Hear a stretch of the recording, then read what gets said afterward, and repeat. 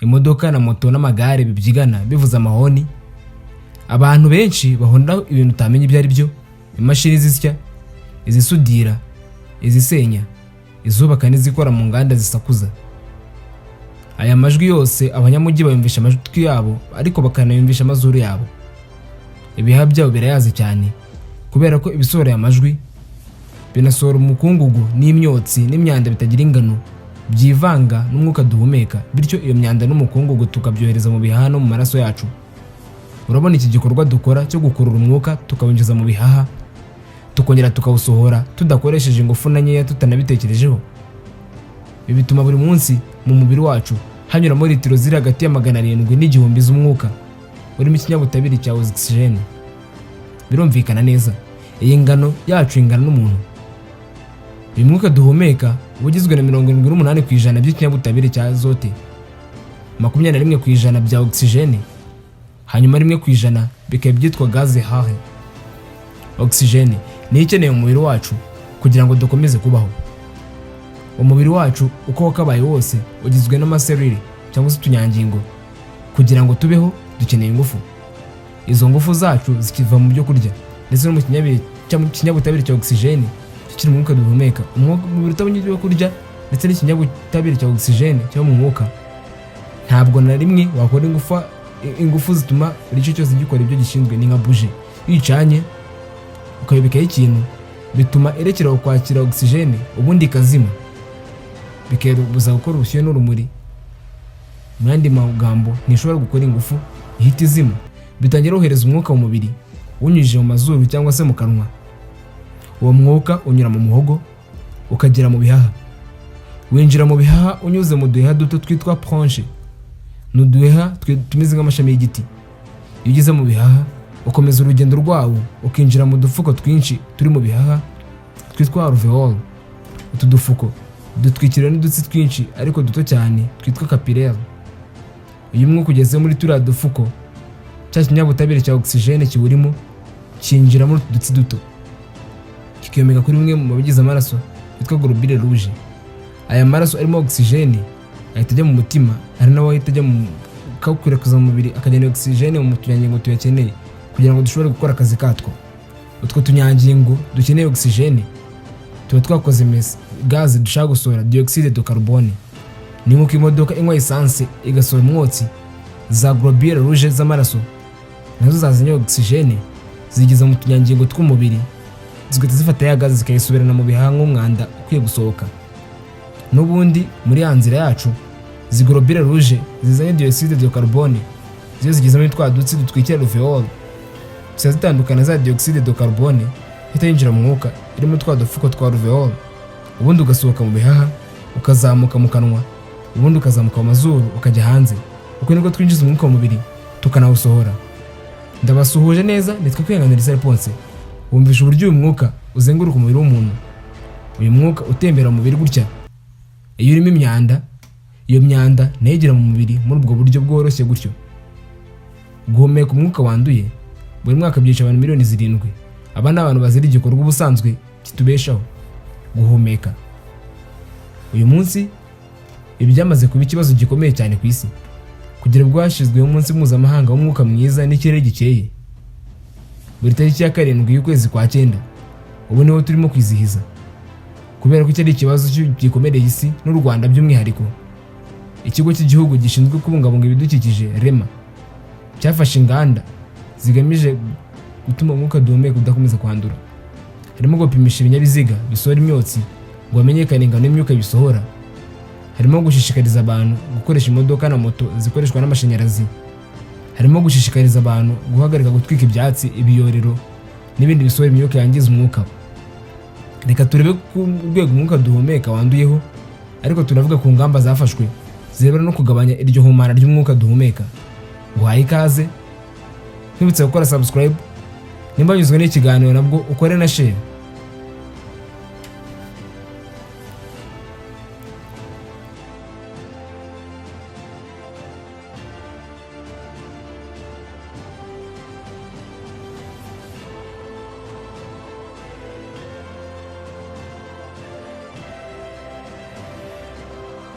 nanone uyu mwaka uzajya kurangira abandi bantu miliyoni 7 batuvuyemo bazira igikorwa turimo gukora kano kanya, guhumeka. Iyi niyo mpamvu umuyobozi w'ishami rya Loni rishinzwe ubuzima Dr Tedros Adhanom Ghebreyesus yavuga kuri ikibazo ikigaragaza nk'icyago gikwiye guhangayikisha buri wese muri twe. Aravuga ati mu minota 2 gusa mara ntanga ubutumwa urabuhumetse inshuro ziri hagati ya 20 na 40 muri 99% by'abatuye isi. Buri wese muri bo uko ahumetse umwuka yinjiza buri myanda yangiza ubuzima bwe. Uko niko buri mwaka ubwandu bw'umwuka bwangica miliyoni 7. Ati tugomba gusukura umwuka wacu kandi vuba. Ibi bizasaba imikoranire y'inzego zitandukanye. Abantu miliyoni 7 bicwa n'indwara zikomoka ku guhumeka umwuka wanduye ntabwo ari bo baba banduje bonyine. Uyu munsi mu 2025 imodoka miliyari 1 na miliyoni 1.8 zigeze mu muhanda hirya no hino ku isi. Mu muryango umwe bw'Uburayi mu 2015 52% by'imodoka zawo zakoreshaga mazutu. Uyu munsi zaragabanyutse ziri munsi y'8% gusa. Izi modoka zisigaye zihunze muri Afurika cyane cyane y'Uburengerazuba. Mazutu isohoye umwuka urimo ibinyabutabire byitwa oxyde d'azote, monoxyde de carbone, hydrocarbure ndetse n'ibyo bita particules fines, udukungu duto cyane kandi dufite umubyimba muto inshuro 100 kurusha umusatsi. Duturuka ku twitwa rya mazutu muri moteri y'imodoka n'ibindi bikorwa bya muntu. Buri munsi buri wese muri twe nizo muri we ibiro 12 by'umwuka. Muri twe ntago ari benshi barya ibiro 12 by'ibyo kurya buri munsi. Ibiro 12 by'umwuka kenshi buzuye uburozi bwica bwiganje bwoko bw'imyuka. Uburozi bujugunywa mu kirere n'ibikorwa by'inganda byasiwe kwiyongera, ibikorwa byo gushyushya no gukonjesha mu nzu n'ibikorwa by'ubwikorezi mu mihanda. Ibikorwa byose twirirwa dukora by'umwihariko byo dutwika by'imbagara cyangwa se ibindi, ariko cyane cyane bisohoka mu mubiri, imyotsi y'ibinyabiziga, imyotsi yo mu nganda, bari mu duce duto cyane tw'udukungugu twa particules fines ngo twabivugaga. Mu mpine batwita perte de poids 5. N'udukungugu kamwe gapima umurangambararo mikoro ziri munsi y'ebyiri, mikrometero 1 milimetero 0.00 milimetero 1 ukayigabanya mu duce 1000. Kamwe muri two niyo ngano ya particules fines 1. Iba ari nto inshuro 100 ugereranije n'ubyimba w'umusatsi. N'akantu utabonesha amaso, bivuze ko tuba twuzuye hose muri uyu mwuka duhumeka. Niyo tukwinjiye mu mazuru ntubimenya kubera ko ntiturafatika. Uyu mwuka wacu wuzuye mutwe dukungugu. Ku isi ibihugu 7 byonyine nibyo byemezwa ko bihumeka umwuka mwiza. Ni Australia, Estonia, Finland, Grenada, Islande, ibirwa bya Maurice na New Zealand. Ibi nibyo bihugu byonyine byemejwe ko mu 2024 bifite umwuka mwiza wo guhumeka. Huye n'ibipimo byashyizweho n'ishami rya Loni rishinzwe ubuzima. Muri make umwuka wanduye niyo ntandaro ya 4 y'urupfu rw'abantu benshi ku isi. Umuvuduko ukabije w'amaraso uza imbere mu kwica abantu benshi, ugakurikirwa n'itabi, ugakurikira ibyo kurya byanduye cyangwa se bihumanye, hanyuma umwuka wanduye ukaza ku mwanya wa 4. Muri make umwuka duhumeka wanduye wica abantu benshi kurenza inzoga. Buri tariki ya 7 y'ukwezi kwa 9 buri mwaka isi yose yizihiza umunsi mpuzamahanga w'umwuka mwiza n'ikirere gikeye. Buri guhumeka dukora gufite agaciro, niyo nsanganyamatsiko umwaka ugarukaho. Mu Rwanda no hari ikibazo gikomeye cy'umwuka duhumeka, ari nayo mpamvu ikigo gishinzwe kubungabunga ibidukikije REMA cyatangiye gahunda yo gupima imyotsi y'ibinyabiziga mu buryo bwisumbuyeho mu bukangurambaga bwo kurwanya ihumana ry'umwuka abantu bahumeka. Ibinyabiziga byose bikoresha lisansi, mazutu n'ibikoresha lisansi na mazutu cyangwa se hybride iyo bipima imyotsi. Gupima iyi myuka bikorerwa rimwe n'isuzuma risanzwe ry'imiterere y'imodoka hakurikijwe uburyo imodoka ikoreshwa. Ubwandu bw'ikirere dukura mu mwuka duhumeka bwibasiye hafi imijyi minini yose yo ku isi ku nzego zinyuranye. Imijyi ituwe n'abantu benshi niyo yibasiwe cyane. Imijyi yo mu Bushinwa no mu Buhinde imyinshi yamaze kugera ku kigero cyo gutabarizwa. Abaturage bayituye baba mu bisa n'akaga k'ubuzima bwabo. Aba batangiye gukoresha agapfukamunwa kera na mbere yuko tumenya icyorezo cya COVID-19. Ubwandu bw'umwuka ni icyago cya mbere gishingiye ku bidukikije giteje akaga nubwo tuyisi. Ibipimo bya American Air Quality Index byerekana ko uyu munsi umujyi wa mbere ku isi urimo umwuka wanduye wo guhumeka witwa Lahore muri Pakistan. Umwuka wo muri uyu mujyi uranduye ku buryo mu 2018 abantu 135 bapfuye muri uyu mujyi bazize ubwandu bw'umwotsi bahumeka. Buri mwaka abagera ku 100 bicwa imyaka ziterwa no guhumeka umwuka wanduye. Kumirwa no guhumeka umwuka wanduye bigabanya imyaka 5 ku cyizere cy'ubuzima umuntu usanzwe yari afite. Uyu mujyi wa Lahore muri Pakistan ni urugero rwiza rugaragaza ibyago umuntu uteza isi. Lahore niwo mujyi wa kabiri munini muri Pakistan, utuwe n'abantu miliyoni 15. Muri uyu mujyi kuhaparika imodoka cyangwa se moto mu gihe cy'iminota 30 iba yamaze kuzura ivumbi. Ubusanzwe umwuka duhumeka ntabwo ugira impumuro, ariko umwuka wo muri uyu mujyi ufite impumuro yawo. Udupfukamunwa abantu bambara twandura mu minota mike cyane kikambara.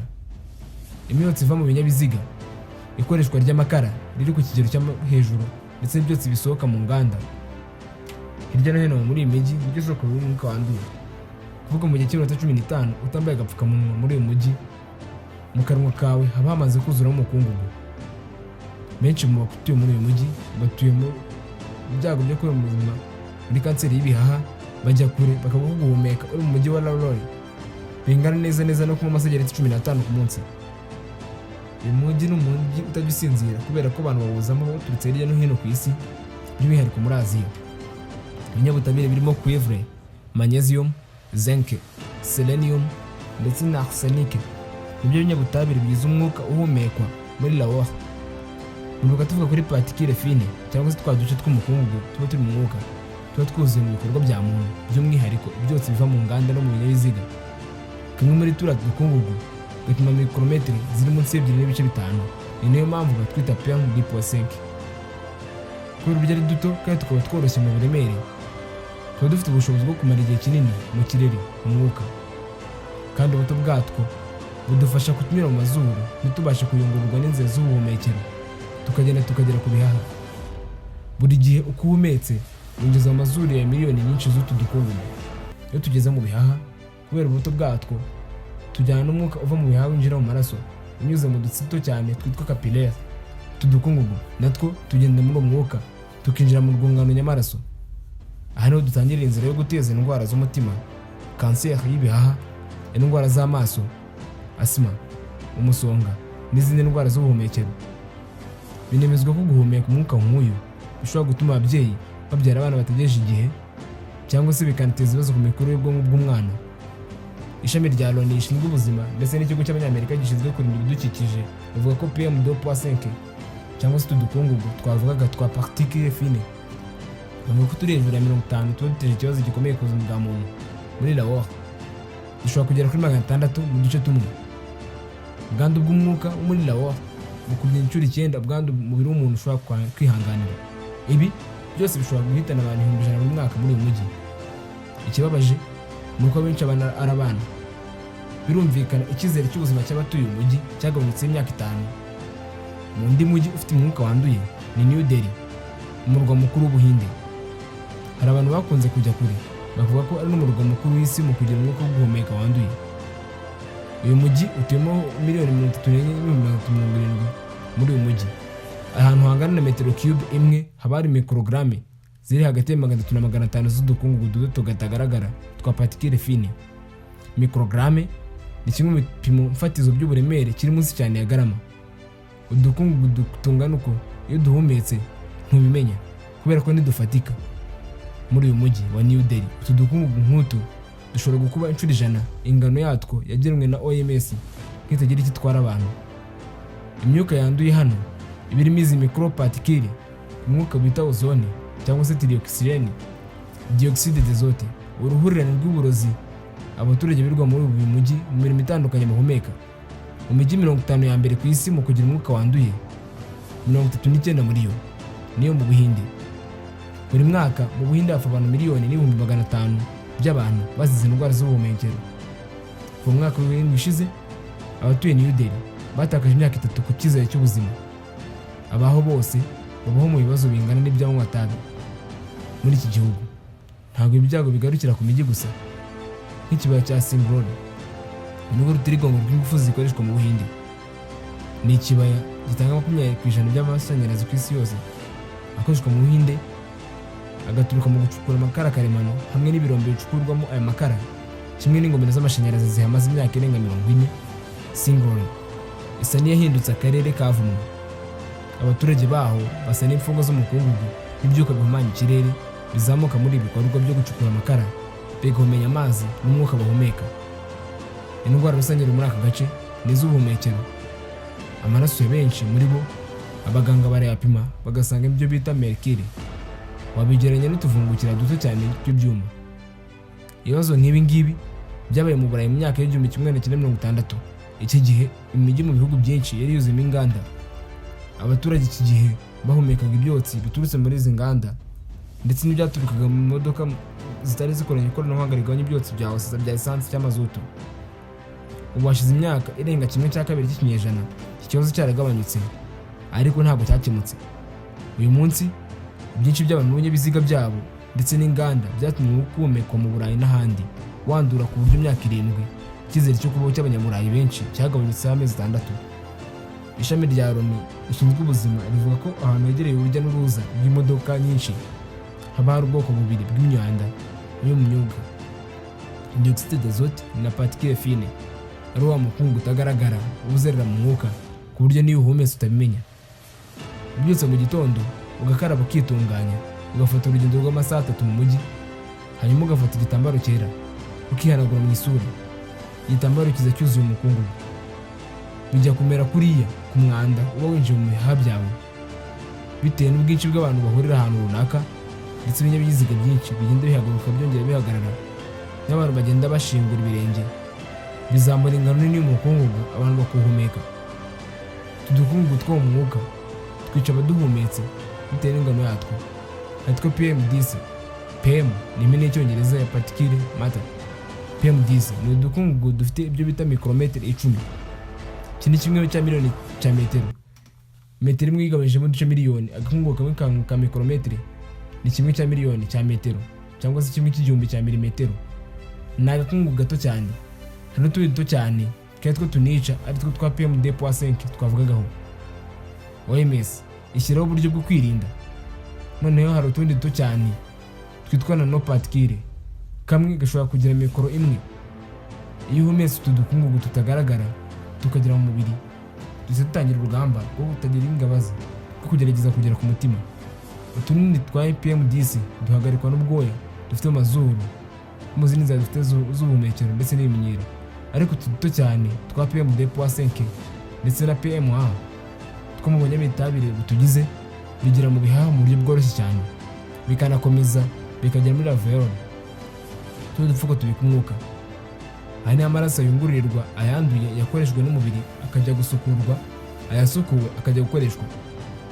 Hari udukungugu duto cyane dutuma munsi ya mikoro 1 turenga ibifuniko by'imitsi itwara amaraso tukagera ku mutima ndetse no ku bwonko. Uko niko umubare munini w'ababa muri iyi mijyi barwara indwara z'umutima ndetse n'iz'ubuhumekero. Mu mwaka wa 2024 ikigo cy'Abasuwisi cyitwa IQL gikoresha ikoranabuhanga mu kugenzura umwuka abantu bahumeka wanduye mu bice bitandukanye by'isi cyagaragaje ko muri Kigali ibyiganje mu guhumanya umwuka duhumeka biba birimo za PM2.5 bingana 58.9 kuri buri metero cube, hamwe ni kuri PM2.5. PM10 bingana 35.6 kuri buri metero cube imwe. Ibipimo by'umwuka wanduye muri Kigali bikubye inshuro 11 ugereranye n'ibyo OMS isaba.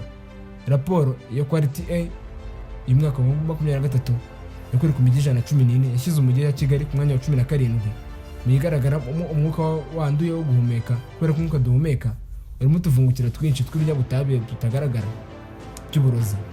Inyigo ku nkomoko y'ibitero humana by'umwuka duhumeka mu Rwanda yakozwe mu 2018 yerekanye ko imyotsi isorwa n'ibinyabiziga izimbere mu humanya umwuka mu bice by'umujyi, cyane cyane hegereye imihanda inyurwamo n'ibinyabiziga byinshi, naho gucana inkwi, amakara no gutwika imyanda n'ibishingo biri imbere mu guhumanya ikirere mu bice by'icyaro no mu bice by'imijyi bituwe. Hashingiwe ku byagaragajwe n'iyi nyigo, hashyizweho ibipimo by'imyotsi ibinyabiziga bidakwiye kurenza. Leta y'u Rwanda kandi isanzwe ifite inganda na gahunda zinyuranye zo kubungabunga ubuzima bw'umwuka duhumeka. Ku ikubitiro mu 2016 hashyizweho itegeko nimero 18 akarongo 2016 ryo ku itariki ya 18 kwa gatanu 2016 rigenga uburyo bwo kubungabunga ubwiza bw'umwuka no gukumira ihumana ry'ikirere mu Rwanda. Muri gahunda ya guverinoma yo kwihutisha iterambere biteganya ko gutesha ingufu zikomoka ku mashyamba bizagabanywa byari bivuze ku rugero rwa 42% hagateza imbere umwuka duhumeka kandi zisubira. Muri umwaka kandi leta y'u Rwanda yatangaje gahunda y'ibikorwa yo kurwanya imihindagurikire y'ibihe, bikaba bigize umusanzu w'igihugu mu gushyira mu bikorwa amasezerano ya Paris yerekeye kurwanya imihindagurikire y'ibihe. Iyi gahunda iteganya kugabanya 38% bihwanye na toni miliyoni 4,600 z'imyuka ihumanya ikirere. Izashyirwa mu bikorwa ku bufatanye n'inzego za leta zinyuranye, abikorera n'imiryango itari leta. Ubu u Rwanda rufite aho gupimira umwuka duhumeka hatandukanye, hatanga buri munsi amakuru y'uko igihugu gihagaze mu bijyanye n'ihumana ry'umwuka. Aya makuru ava mu bipimo bifatirwa mu bice bitandukanye by'igihugu hashingiye ku bipimo ngenderwa by'ubuziranenge by'umwuka. Mu Rwanda, indwara z'ubuhumekero ziterwa n'umwuka wanduye ziza ku mwanya wa 2 mu zihitana abantu benshi. Imibare igaragaza abantu benshi mu Rwanda moto zihereye 47% ibinyabiziga bisohora imyuka ihumanya ikirere, ari byatumye hatangira gushyirwaho ingamba zo gushishikariza abantu gukoresha moto zikoresha amashanyarazi. Urubuga rwa Rema rugaragaza uburyo umwuka mu Rwanda umeze, cyane cyane mu masaha yo ku manywa mu mujyi wa Kigali. Rugerekana ko hari umwuka utari mwiza ushobora kugira ingaruka ku mwuka, abantu bafite intege nke, abana bato, abagore batwite, mu gihe imibare igaragaza ko ibinyabiziga, ni ukuvuga moto n'imodoka, biri biza imbere mu guhumanya ikirere. Umwuka duhumeka hatangiye gupimwa byihariye imyuka isohorwa nabyo, bikorwa mu buryo busanzwe kuri controle technique, aho polisi ikomeza kugenzura imodoka, ariko hakabaho n'ahandi Rema izagenzura umwuka uhumanya ikinyabiziga. Ibi byiyongeraho ko abantu bashishikarizwa kugira imyitwarire ituma umwuka duhumeka ubungabungwa, nko kwirinda gutwika ibiyorero ku bagura imodoka, bagashyira imbere kugwiza ibikoreshwa n'amashanyarazi, bafite izisanzwe bakazisuzumisha ku nganda, bakirinda kwitwikira ijoro ngo basohore ibyotsi. Byemezwa ko hagabanyijwe ihumanya umwuka, indwara zitandura zagabanyuka, icyizere cy'ubuzima kikiyongera, kandi ahantu abantu baba naho bakorera hakaba ahantu habereye gucumbikira ibinyabuzima. Inshuti bakuze mudakusiba kudukurikira ikiganiro cyacu cya none tugihiniye hakuno. Ndagushimira ko abanye natwe kandi kudasiba kubana natwe. Ikiganiro cya none twagiteguye dufatanya n'ikigo cy'igihugu gishinzwe kubungabunga ibidukikije Rema. Murakoze cyane, mugire ibihe byiza. Ni kwihangana Elisa Reponse.